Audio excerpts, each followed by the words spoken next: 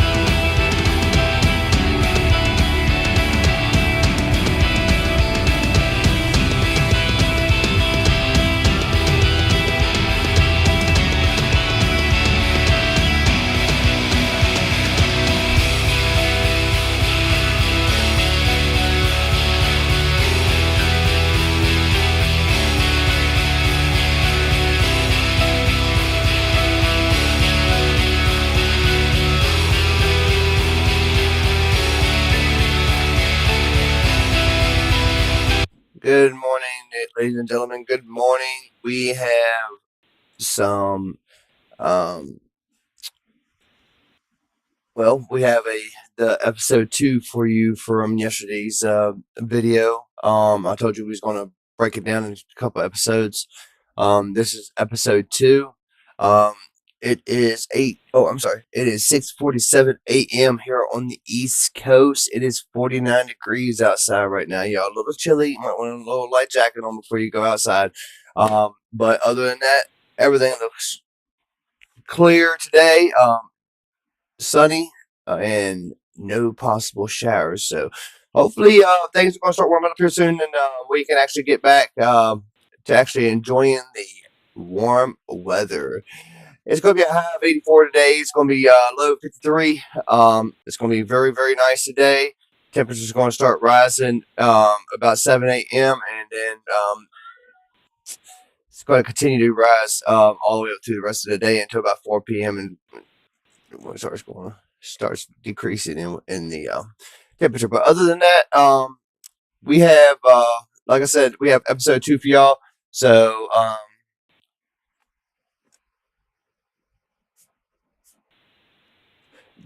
we have shout outs to do real quick. Droxy, Punch Back, 7 Your, and 3K.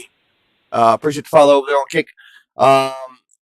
We are on YouTube, Twitch, Rumble, and Kick. So if y'all ain't on all the platforms, make sure y'all get over there and get hip with the rest of the channels. But other than that, make sure if y'all just now drop it in, make sure y'all drop that subscribe button and that follow button and hit that bell button so you get notified whenever we come on air. We usually come on air at 4:30 p.m.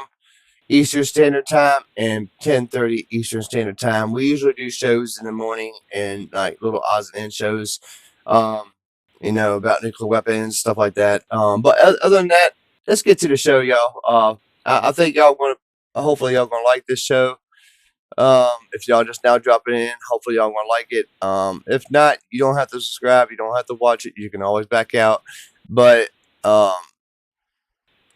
mad respect if y'all do subscribe or follow and like the videos. Definitely appreciate it. Much love to all y'all. Feet, or 13.5 meters in length, and weighing 59,000 kilograms, or 130,000 pounds. Its range of over 12,000 kilometers, or 7,500 miles, allows it to strike targets across continents with pinpoint accuracy.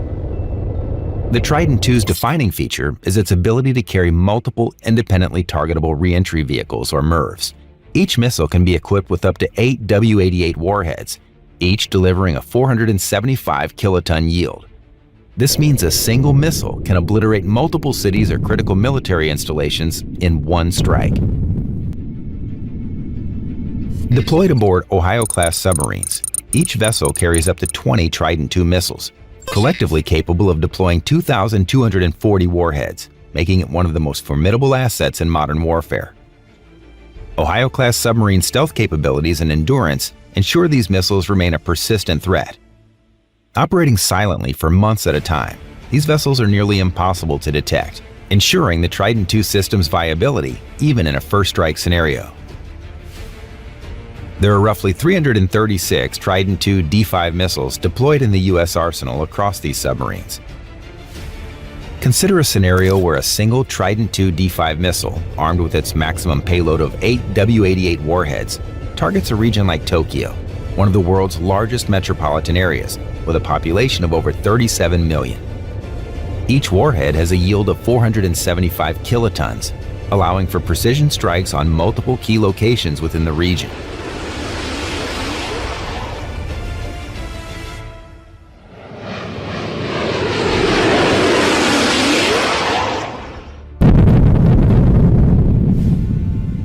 If all 8 warheads were deployed over Tokyo and its surrounding areas, the fireball from each warhead would cover approximately 3.5 square kilometers, or 1.3 square miles, incinerating densely populated zones. The blast wave from each detonation would destroy buildings up to 5.5 kilometers, or 3.4 miles away, creating a cascading effect of structural collapses across the city. Thermal radiation would cause severe burns and fires within an 8-kilometer or 5-mile radius for each warhead. In total, this multi-target strike could devastate 28 square kilometers or 10.8 square miles per warhead, with overlapping areas amplifying destruction across Tokyo. Casualties could reach 3 million fatalities and 5 million injuries, with infrastructure decimated and chaos spreading throughout the country. China's DF-5 ICBM, a strategic colossus. The Dongfeng 5 or DF-5 intercontinental ballistic missile is a cornerstone of China's nuclear arsenal. Towering at over 106 feet or 32.5 meters and weighing a massive 183 tons, it is among the largest land-based ICBMs ever constructed. Its range of 15,000 kilometers or 9,300 miles places virtually the entire globe within its reach, enabling strikes on targets across the United States, Europe, and Asia. Capable of carrying up to 12 MIRVs, each with a 1 megaton yield, the DF-5 can unleash unparalleled destruction. China is believed to have approximately 20 to 30 DF-5 ICBMs in its arsenal. In a hypothetical scenario where a DF-5 targets Washington, D.C., the combined power of its 12 megaton payload would cause a disaster of unprecedented magnitude. The fireball would obliterate the city center, while the blast wave would extend destruction over a 35-kilometer or 22-mile radius. Casualty estimates surpass 1.5 million fatalities, with millions more injured and displaced. Russia's next-generation ICBM, the RS-28 Sarmat, also known as Satan II, represents a quantum leap in nuclear weaponry. This 3-stage liquid-fueled missile weighs an astonishing 208 tons and can deliver 10 heavy MIRVs or 15 lighter warheads, all independently targetable. Boasting a range exceeding 18,000 kilometers or 11,000 miles, the RS-28 can reach any target on Earth, employing polar trajectories to bypass traditional missile defense systems. Its use of the Fractional Orbital Bombardment System, or FOBS, allows it to briefly enter orbit before re-entering the atmosphere, further complicating interception. As of recent reports, Russia has begun deploying the RS-28 Sarmat. Before, she was a little shy, might not say nothing, but Roblox has taught her to be expressive. She stands up for herself, She stands up for me. Hi guys, this is my mom. Please be nice to her. Mommy, you're a puss. Her main question when she meets someone is, do you have a Roblox? And that's how they become besties. Hey, you're looking at mine. That's not fair. I'm not looking at yours. I'm just close to you. I got my head knocked off. While thermal radiation would inflict third-degree burns within a 60-kilometer or 37-mile radius, fatalities could exceed 7 million, with millions more displaced and injured. In total, if multiple weapons from these systems were deployed across different regions in a nuclear conflict, global fatalities could easily exceed 100 million. The devastating aftermath would not only be measured in immediate loss of life, but in long-term environmental.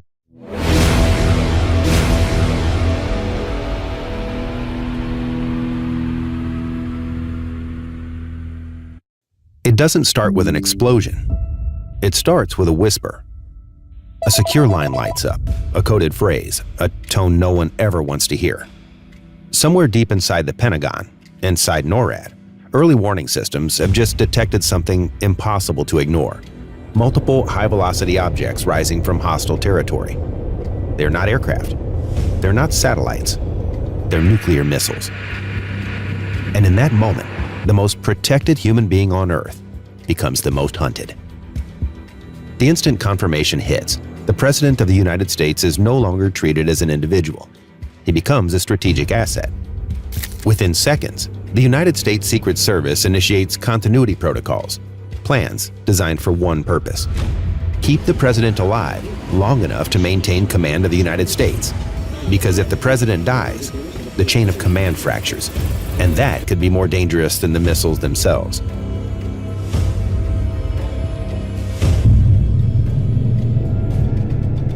A military aide rushes forward carrying a black briefcase. You've seen it before, but now it's real. The nuclear football. Inside is not a button. It's far more complex and far more terrifying. Encrypted communication tools, strike options, authentication codes, and a small card carried separately by the president, the biscuit. Without it, nothing launches. Without it, retaliation dies. And without retaliation, deterrence collapses. Let's stop for a second. What exactly is headed toward the United States? Because this determines everything. Intercontinental ballistic missiles, or ICBMs, like the RS-28 Sarmat, can travel over 18,000 kilometers per hour, carrying multiple nuclear warheads, each capable of destroying a city. Submarine-launched ballistic missiles, like the Trident II D5 used by the US, but mirrored by adversaries, can strike with almost no warning from oceans, just off the coast. And then there are hypersonic weapons like the Avangard, capable of maneuvering unpredictably at extreme speeds, making interception nearly impossible. Time to impact? 15 to 30 minutes, sometimes less. Now imagine trying to survive that. Here's the twist. The survival plan depends entirely on location, because the president is constantly moving. The White House, Air Force One, a public event, a foreign country. Each scenario triggers a completely different survival protocol. Let's break the most dangerous one. This is where things get serious, because despite its iconic image, the White House is not designed to withstand a direct nuclear strike. So what happens? The Secret Service doesn't wait. They move instantly. The president is rushed underground into the Presidential Emergency Operations Center, or PEOC, a hardened bunker beneath the White House. But here's the problem. It's not enough. The PEOC is designed for short-term survival, not for a full-scale nuclear war. So the real goal isn't to stay, it's to escape. At this point, every second matters. Why? Because once missiles are confirmed, the United States must decide whether to respond before impact. This is called launch on warning, and yes, it's exactly what it sounds like. The president may have less than 10 minutes to decide whether to unleash the most destructive weapons in human history. Weapons like the Minuteman III,